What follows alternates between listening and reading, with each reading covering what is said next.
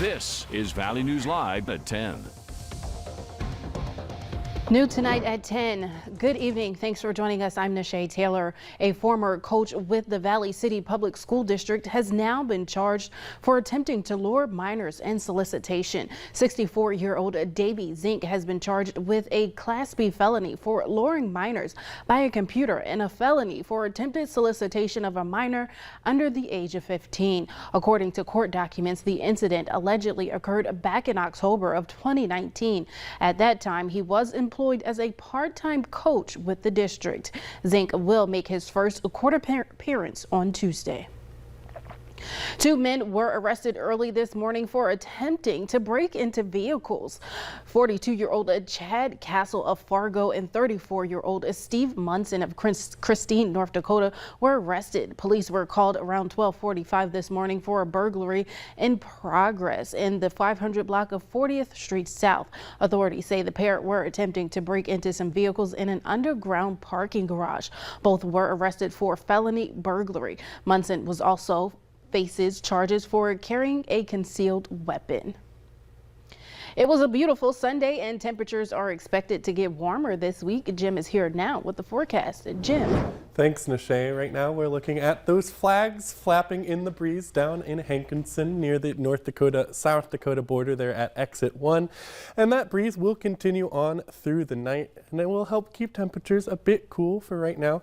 Temperatures across the valley are mostly in the 60s. We have some 50s for those in Lakes Country, but we have some warmer temperatures out west at 66 in Devil's Lake. It's 63 here in Fargo and Wadena at 59 degrees. Those sky conditions, things are pretty clear for most of us here in the Red River Valley, but there are some showers out here north of Minot, and those are going to work their way into our area during the overnight area. We might see some spotty showers here and there during the early morning hours. As we work forward into tonight, temperatures will remain pretty steady and dip just under 60 degrees. I'll let you know when that chance of rain will come by.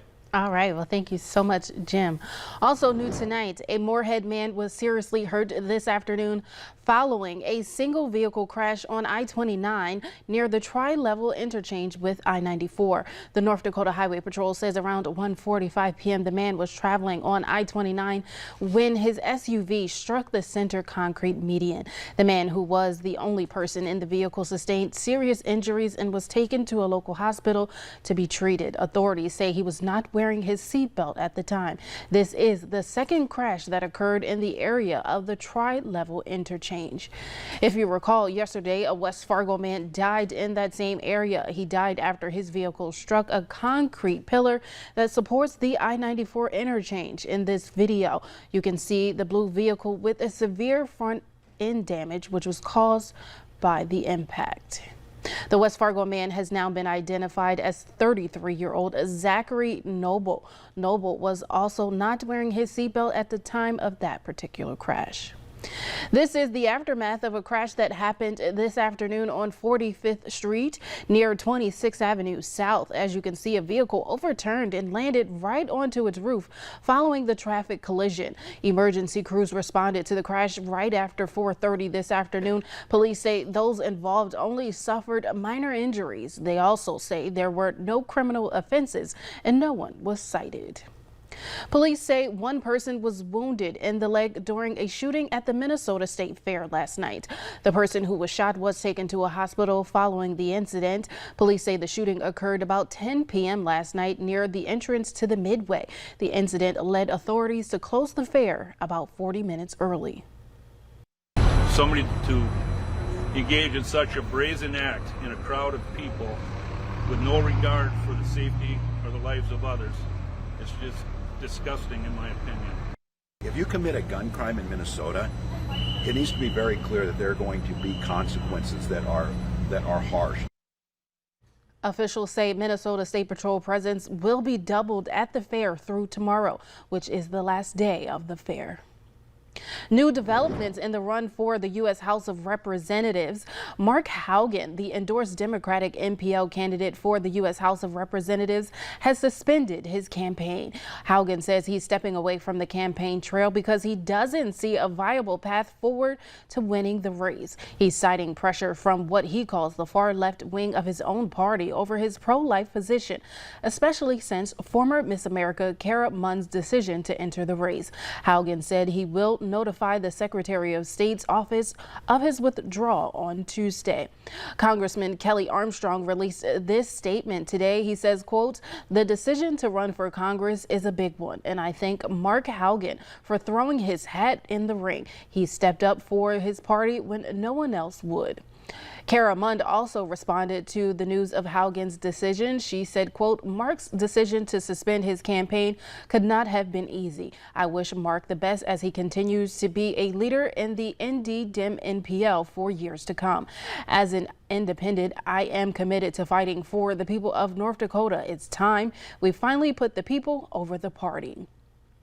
Meanwhile, Canadian police said today they are on the hunt for 2 suspects believed to have killed 10 people and injured at least 15 others in stabbings in the Saskatchewan province. The series of stabbings were in 2 communities within that province. Authorities say the attacks happened in at least 13 locations and that some people were targeted while others appear to have been attacked at random.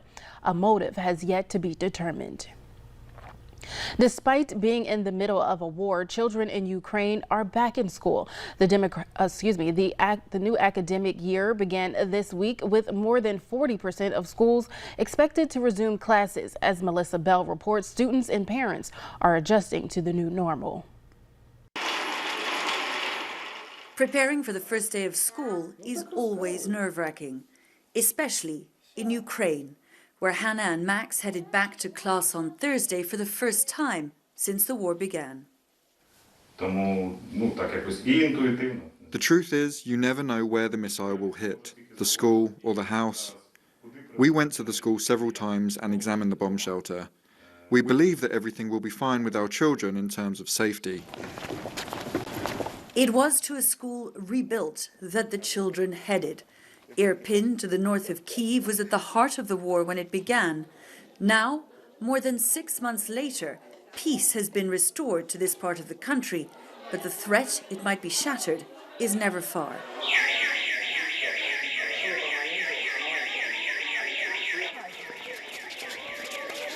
The drill, more troubling for the parents, it seems, than for the children themselves. Тому що тут в Ірпені щодня ходимо. Here in Irpin, we have not forgotten that the war is going on. Every day we see destroyed houses and it's difficult. The smiley children I see today doesn't mean I'm having fun inside. Children should not see what we adults are going through, but our hearts are breaking. We're in a lot of pain. Але наші серця розриваються, тому що нам боляче. For the children, it was a return to life as it should be. There's a list of games to be played in shelters should the need arise, to give them a sense of normality, or at least as much as the war allows. The U.S. ambassador to Russia is retiring. Today, the embassy announced John Sullivan left his position as the top American diplomat in Moscow. He served in the role for nearly 3 years. His departure comes in the midst of an increasingly serious crisis over Russia's special military operation in Ukraine, as well as disputes over detained Americans in Russia. President Joe Biden's student loan forgiveness plan could lift crushing debt burdens for millions of Americans, but the tax man may demand a cut of the relief in some states. This is because some states tax forgiven debt as income, which means borrowers who are still paying down student loans could owe taxes on as much as $10,000 or even $20,000 that was taken off their bill. In states such as Minnesota, Wisconsin, and Arkansas, forgiven student loans will be subject to state income taxes unless they change their laws to conform with a federal tax exemption for student loans. The Minnesota legislature and Governor Tim Walz have indicated that there's broad support for a fix, which could come during the 2023 session or earlier. Later on Valley News Live at 10, a Minnesota apple farm is dealing with the impacts after an unsuccessful start to the growing season.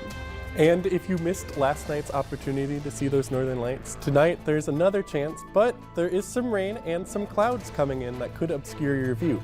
I'll let you know when that chance can come. Coming up.